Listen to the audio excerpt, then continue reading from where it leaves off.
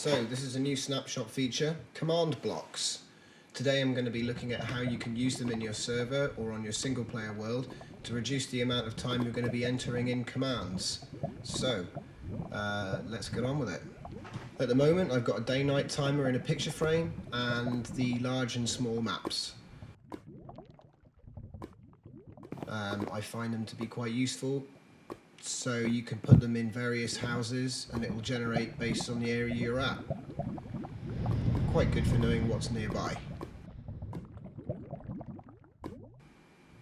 Just rotating them around so they point up. There we go. So these command blocks are very useful. They're going to reduce the amount of time you're going to be entering in basic commands for the weather, day, night, time, game mode, all that sort of thing. First one I want to look at is the inventory clearing. I'm just sort of demonstrating the jump boost 2 effect that I have for the beacon right now. As you can see, you can jump 2.5 blocks up with jump boost 2.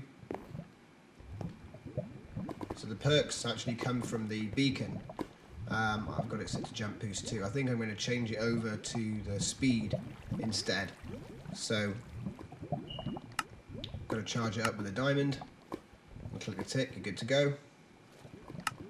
So I should start moving around really fast. Yeah, there we go, it's working. Right, so command blocks. The first one I'm going to look at is the clear command. If I click the button, it should clear my inventory. Oh, it's a bit buggy. It seems to have left a few things in there. Whoops. Right, let me just put that back. I'll show you the command real quick. Just put these buttons back on. Okay, so I've used wooden buttons because I like the idea that you could shoot them with arrows, and then they wouldn't necessarily have to be down on the floor. There we go. Right, so that's worked. Teleport. Click on it. Teleports me up to a lookout tower, which I've built above the beacon, and I've placed a little give command block here. Click on it. Gives you 5 diamonds. Okay. Mainly I did this so I could test out the diamond. I kept the beacon. I kept needing to recharge it. So there's the command, give, at player. So you put just in place of a name, the item 264 and then 5. So that'll give me 5 diamonds. I was using the slash, but I watched Blue Zephos's video and he didn't use the slash. So I've stopped using them and everything's working great. Okay, so you can see it's night at the moment, so this one will set the time to day. There you have it. If we just have a look at the command, time set 0. Okay, pretty simple. And then a block on top with a switch of some kind. So any redstone signal can trigger these blocks. So this one, time set night. So I've used the word instead of the number. It works just fine. Okay. So over here we've got a weather toggle switch. This one's even simpler. Toggle downfall. No need to aim at a player because it's a more specific command.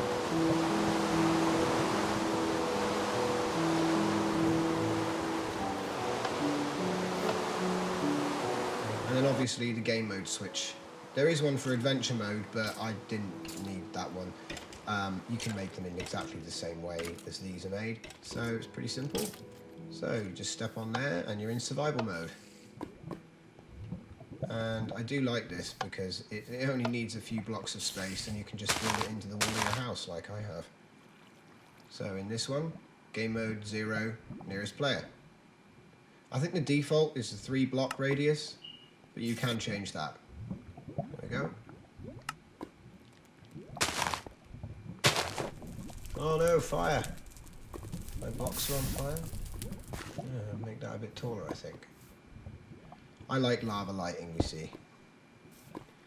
There we go. Oh, whoops. Okay. So yeah, as you can see, I'm getting the top perk for my beacon. And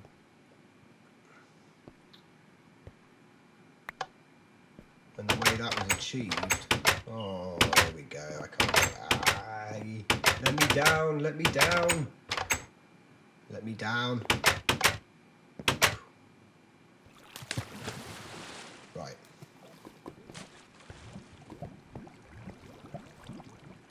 So, if we just have a look underneath, what I've done is I've built it into the floor rather than on the ground, so it looks smaller.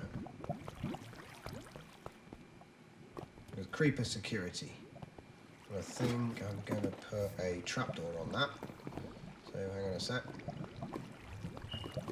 Redstone, trapdoor.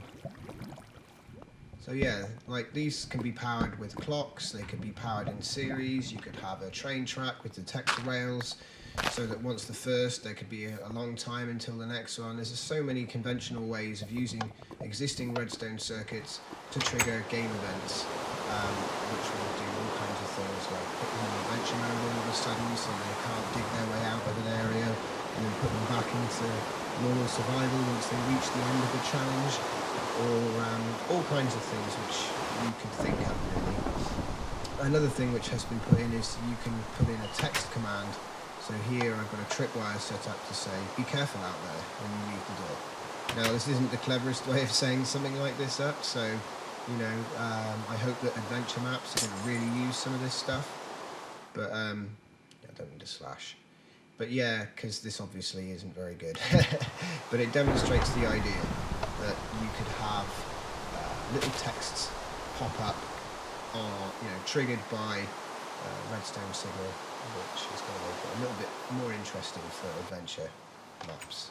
So there's also game rules like whether the fire will spread, and whether mobs drop anything, whether blocks drop anything if they're destroyed, all kinds of different things which can be achieved using these command blocks. But this is just the basic usage. A few things which I'll definitely be putting in my worlds as soon as this comes to the full game.